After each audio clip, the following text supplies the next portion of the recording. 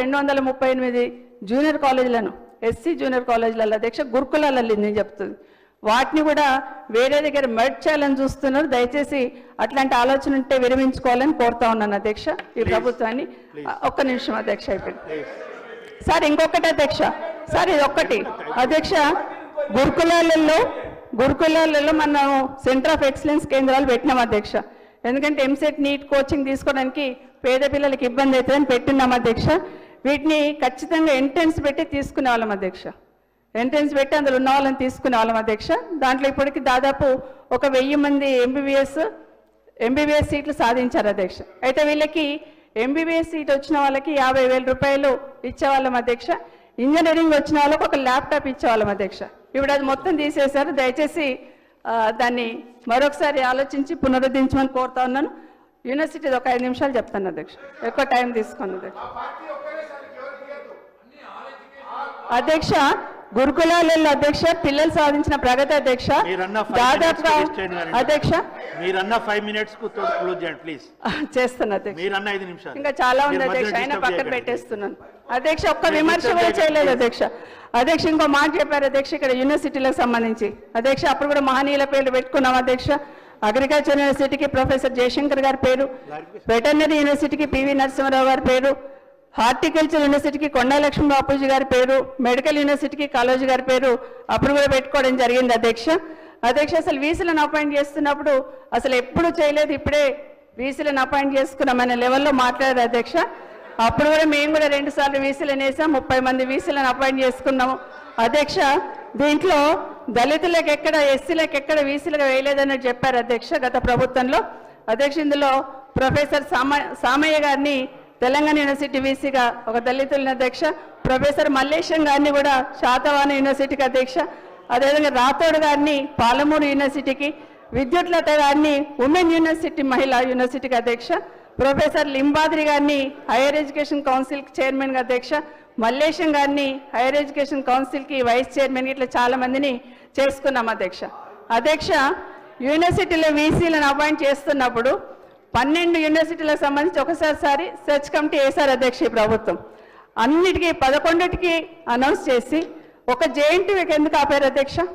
3 నెలల వరకు పెండింగ్ పెట్టి సెర్చ్ కమిటీ ఇచ్చిన పేర్లు కాకుండా మళ్ళీ కొత్త పేర్లు ఇంక్లూడ్ చేసి తీసుకొచ్చే ప్రయత్నం చేశారు అధ్యక్ష. మరి ఇదే పారదర్శకతనా? ఇదేనా పారదర్శకత అంటే ఒకసారి చెప్పాలి. ఎందుకంటే పారదర్శకంగా చేశామంటున్నారు అధ్యక్ష. అధ్యక్ష ఇప్పటి వరకు ఎగ్జిక్యూటివ్ కౌన్సిల్ని అపాయింట్ చేయలేదు, ఇది తొందరగా చేయాలని కోరుతా ఉన్నాను అధ్యక్ష. అధ్యక్ష పాలిటెక్నిక్ కాలేజీలని ఇంజనీరింగ్ కాలేజీలు చేస్తామన్నారు అధ్యక్ష. చాలా సంతోషం, మేము కూడా స్వాగతిస్తాం అధ్యక్ష. కానీ తీరా ఒకటే చేశారు అధ్యక్ష. కొడంగల్ ఉన్న పాలిటెక్నిక్ కాలేజ్ ఒకటి ఇంజనీరింగ్ కాలేజ్ అయింది అధ్యక్ష. మా దగ్గర కూడా ఒక పాలిటెక్నిక్ కాలేజ్ ఉంది అధ్యక్ష, అందులో మహిళలది, అందులో మైనార్టీలది. అట్లాగే రాష్ట్ర వ్యాప్తంగా ఉన్న అన్ని పాలిటెక్నిక్ కాలేజీలను కూడా ఇంజనీరింగ్ కాలేజ్గా చేయాలని కోరుతున్నా అధ్యక్ష. సోదరులు మాట్లాడుతూ గౌరవ శాసనసభ్యులు రిక్రూట్మెంట్ చేయలేదు యూనివర్సిటీలలో అన్నారు అధ్యక్ష. అందరు వీసీలను పిలిచి కామన్ రిక్రూట్మెంట్ బోర్డు అనేది ఏర్పాటు చేశాం అధ్యక్ష. ఆ రోజు గవర్నర్ గారి దగ్గర కామన్ రిక్రూట్మెంట్ బోర్డు బిల్ చేసిన తర్వాత గవర్నర్ గారి దగ్గరికి వెళ్ళింది అధ్యక్ష.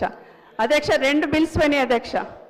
ఒకటి ప్రైవేట్ యూనివర్సిటీ బిల్ ఒకటి, 2 కామన్ రిక్రూట్మెంట్ బోర్డు ఒకటి అధ్యక్ష. ప్రభుత్వం రాగానే గవర్నర్ గారి దగ్గరికి వెళ్ళి ప్రైవేట్ యూనివర్సిటీ బిల్లు ఉన్న ఫైల్ క్లియర్ చేయించింది అధ్యక్ష. మరి కామన్ రిక్రూట్మెంట్ బోర్డు ఎందుకు చేయించలేదు అధ్యక్ష? కామన్ రిక్రూట్మెంట్ బోర్డు బిల్ కూడా అక్కడే ఉంది కదా అధ్యక్ష. ఆ ఫైల్ అక్కడే ఉంది గవర్నర్ గారి దగ్గర,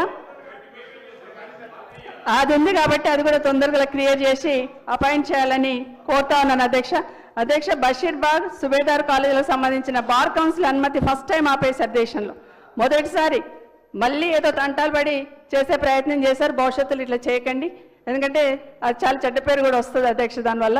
అధ్యక్ష ఫీజు రియంబర్స్మెంట్ పరిస్థితి గతంలో మొన్న పల్లా రాజశేఖర గారు మాట్లాడారు.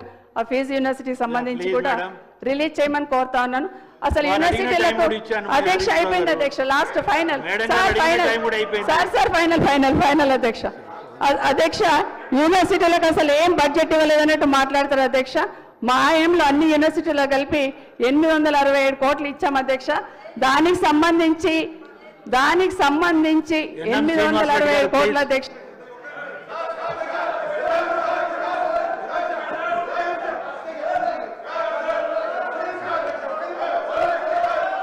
మీరు ఇలా బుల్డోజ్ చేయడం కరెక్ట్ లేదు హరీష్ రావు గారు. మీరు టైం చూడండి, కరెక్ట్ 57 మినిట్స్ మాట్లాడారు మేడం. మేడం అడిగిన 5 నిమిషాలు కూడా ఇచ్చా నేను. కూర్చో just 1 minute madam, please conclude చేయండి ప్లీజ్. సార్ థ్యాంక్ యూ అధ్యక్ష.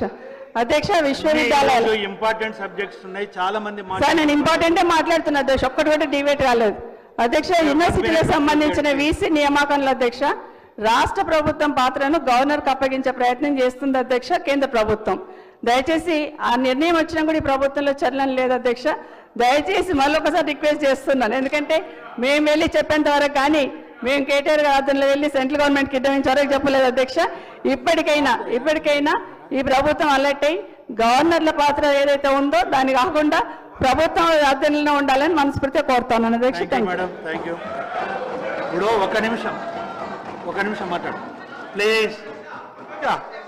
అధ్యక్ష గౌరవ మా సోదరిమణి మక్తల్ నాన్పేట్ జిల్లా మక్తల్ నియోజకవర్గంలో మాధవ మండలం జరిగిన ఇన్సిడెంట్ గురించి తీశారు కాబట్టి ఒక నిమిషం మాట్లాడతా. అధ్యక్ష ఇన్సిడెంట్ జరిగింది ఆ రోజు నేను అదే మండలం ఉన్నా. ఇన్సిడెంట్ జరిగింది అధ్యక్ష, ఆ రోజు అదే మండలం క్యాన్సిల్ చేస్తా ఉన్నా. హుటాహుటిన 2 నిమిషాలలో అక్కడికి చేరుకొని మా బండ్లలో పిల్లల్ని తీసుకుపోయి చూపించిన మాట వాస్తవం అధ్యక్ష.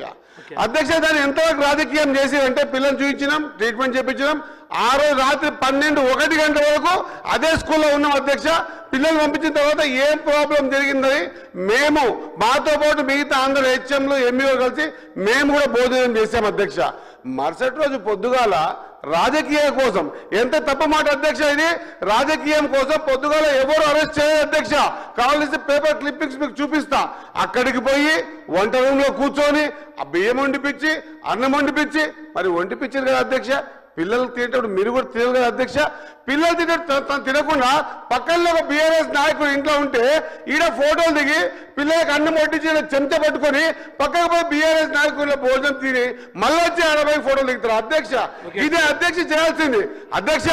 బాజప్తా మక్తల్ నియోజకవర్గంలో అదే మండలంలో అదే స్కూల్లో పెద్ద ప్రోగ్రాం పెట్టి అధ్యక్ష ఎక్కడ చేయలేదు తెలంగాణ రాష్ట్రంలో.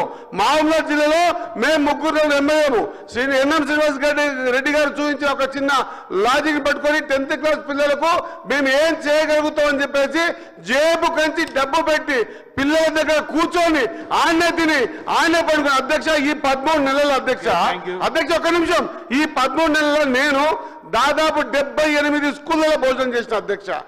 దాదాపు 6 గురుకులలో పడుకున్న అధ్యక్ష. ప్రతి మధ్యాహ్నం ఎక్కడ ఏ కార్యక్రమం చేస్తే అక్కడ మధ్యాహ్నం పిల్లలతో భోజనం చేస్తున్న అధ్యక్ష. ఓన్లీ పేపర్ క్లిప్పింగ్స్ కోసం ఏర్పాటు చేసి ఎంత పెద్ద రాద్ధాంతం చేశారు అధ్యక్ష.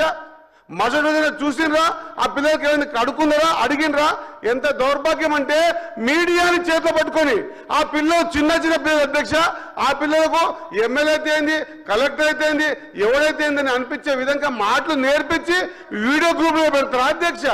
ఇదే అధ్యక్ష మనం చేయాల్సింది. వాస్తవంగా ఆ పిల్లలకైతే మన పిల్లలు అధ్యక్ష, మనం కానీ మాజీ ఎమ్మెల్యే గారు కానీ ఎవరిపైనా కూడా ప్రాబ్లం ఎట్లా స్టార్ట్ అవుట్ చేయాలని చెప్పేసి చెంచ పట్టుకొని అన్నం వేసే ఫోటో దిగి అది పేపర్కి ఇచ్చి, అది నమస్తే తెలంగాణ పేపర్కి ఇచ్చి పొద్దుగా ఆ పేపర్ ఇక్కడికి పంపించి ఈడ కూడా మాట్లాడిన అధ్యక్ష. దయచేసి ముక్త అధ్యక్ష, పిల్లలతో ఆట అయింది అధ్యక్ష. రాజకీయాలు పిల్లలతో ఏంటి అధ్యక్ష? చాత మనం సేవ చేయాలి తప్పించి ఈ విధంగా చేయరా అధ్యక్ష. ఇది చాలా చెడ్డ పరిణామం.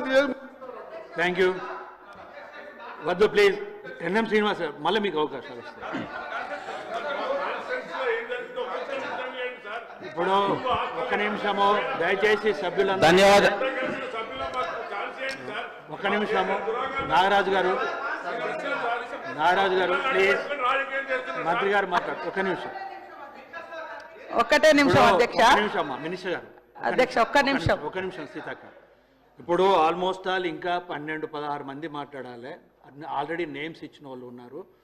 స్పీకర్ గారు కూడా ఇక్కడ నాకు ఒక సీరియల్ అని స్పీకర్ గారు కూడా చెప్పిపోయారు. దయచేసి మీరు కూడా సహకరించండి. వస్తాయి, మీ అందరికీ వస్తాయి. అందరికీ నాగరాజు గారు దయచేసి మీరు అర్థం చేసుకోవాలి ప్లీజ్. అందరికీ వస్తాయి, కానీ మీరు అప్పటికప్పుడే ఇన్స్టెంట్గా మాట్లాడాలంటే మాత్రం కడుమలు డిస్టర్బ్ అవుతా అంటారు. దయచేసి కూర్చోండి. మీకు అవకాశం వచ్చినప్పుడు మీరు రాసి పెట్టుకొని అప్పుడు మాట్లాడండి. అంతేగాని ఇన్స్టెంట్గా మాట్లాడాలంటే కష్టమవుతుంది. అధ్యక్ష, విద్యాశాఖ మంత్రిగా గౌరవనీయులు సబితా ఇంద్రారెడ్డి గారు పనిచేసినారు అధ్యక్ష. వారి 5 సంవత్సరాల కాలంలో కానీ లాస్ట్ 5 ఇయర్స్లో కానీ అంతకుముందు టీఆర్ఎస్ వచ్చి 5 ఇయర్స్లో కానీ 10 ఇయర్స్లో ఎప్పుడు కూడా మరి బ్రేక్ఫాస్ట్ పెట్టాలనే ఆలోచన రాలేదు అధ్యక్ష. 10 సంవత్సరాలలో వాళ్ళు బ్రేక్ఫాస్ట్ ఎప్పుడు మొదలుపెట్టిరంటే అక్టోబర్ 6వ తారీఖు నాడు మొదలుపెట్టిరు అధ్యక్ష. అక్టోబర్ 9వ తారీఖు నాడు ఎలక్షన్ నోటిఫికేషన్ వచ్చింది అధ్యక్ష. కేవలం ఎన్నికల కోసం మీరు పెట్టినటువంటి ఈ యొక్క స్కీమ్ అధ్యక్ష.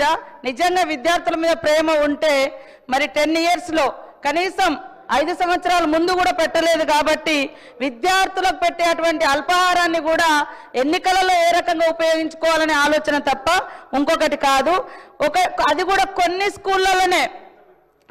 స్కూళ్ళలోనే ఈ యొక్క అల్పాహారం స్కీము అది కూడా అక్టోబర్ 6వ తారీఖు నాడు ప్రారంభిస్తే అక్టోబర్ 9వ తారీఖు నాడు నోటిఫికేషన్ వచ్చింది అసెంబ్లీ ఎన్నికలకు. 3 రోజుల ముందు ప్రారంభించారు. వాళ్ళు ₹1 కూడా చెల్లించలే. అది కూడా రాష్ట్ర వ్యాప్తంగా స్కీమా అంటే అది కూడా కాదు. ఆ 3.5 కోట్లు కూడా బిల్స్ పెండింగ్ ఉంటే మన ప్రభుత్వం వచ్చిన తర్వాతనే క్లియర్ చేయడం జరిగింది అధ్యక్ష. ఇంకొకటి ఎంతసేపు టీఆర్ఎస్ వాళ్ళకు బాగా అలవాటు ఆత్మస్థుతి పరనింద. మేము చాలా గొప్పగా చేసినాం, 10 ఏళ్ళు మీరు ఏం చేసిరో విద్యార్థులకు తెలుసు, టీచర్స్కి తెలుసు, పిల్లలకు తెలుసు, తల్లిదండ్రులకు తెలుసు. ఇవాళ ఎక్కడికో ఎందుకు మీరు విద్యాశాఖ మంత్రిగా ఉండి షేర్లింగంపల్లి గౌల్దొడ్డి అనుకుంటా స్కూల్కు సాక్షాత్తు కేసీఆర్ గారి మనమడు హిమాన్స్ను మీరు తోలుకొని పోతే ఆయన ముక్కు మూసుకొని ఏమన్నాడో మీరు అది గుర్తుపెట్టుకోండి. అది సరిపోతుంది. ఈరోజు గురుకులాలను గ్లోరిఫై చేసి చెప్తున్నారు. దానికి పునాది వేసింది కాంగ్రెస్ ప్రభుత్వం ఆనాడు. ఇవాళ మీరు విద్యార్థుల సంఖ్యకు అనుగుణంగా స్కూళ్ళని పెంచారు తప్ప ఇన్ఫ్రాస్ట్రక్చర్ ఇవ్వలేదు, అకామిడేషన్ ఇవ్వలేదు. అద్దె భవనాలలో ప్రతి నెల 3 లక్షలు ఇప్పటికి కూడా కట్టుకోవాల్సినటువంటి పరిస్థితి. ఇవన్నిటిని పరిష్కరించడం కోసం ఇవాళ ఇంటిగ్రేటెడ్ స్కూల్స్ను కూడా తీసుకొస్తుంటే పదే మీరు ఇది చేయలేదు. మీరు 10 ఏళ్ళు చేయలేదు, మేము 10-12 నెలలల్లా సర్దుకొని ఒక్కొక్కటి చేస్తున్నాం ఆర్థిక ఇబ్బందులల్లా. కానీ మీరు 10 ఏళ్ళు ధనిక రాష్ట్రం బంగారు తెలంగాణలో మరి పిల్లల భవిష్యత్తును బంగారం లాగా ఎందుకు మార్చలేదని నేను ఈ సందర్భంగా అడుగుతా ఉన్నా అధ్యక్ష. లేటెస్ట్ న్యూస్ తెలుగు మరియు ఇంగ్లీష్ అప్డేట్స్ కోసం ఇప్పుడే క్యూన్యూస్ అఫీషియల్ యాప్ ని ప్లే స్టోర్ నుండి డౌన్లోడ్ చేసుకోండి. సరికొత్త సమాచారాల కోసం క్యూన్యూస్ వెబ్సైట్ ని ఫాలో అవ్వండి. ఛానల్లో ప్రాంతీయ, జాతీయ, అంతర్జాతీయ వార్తలు వీక్షించండి. లైక్ చేయండి.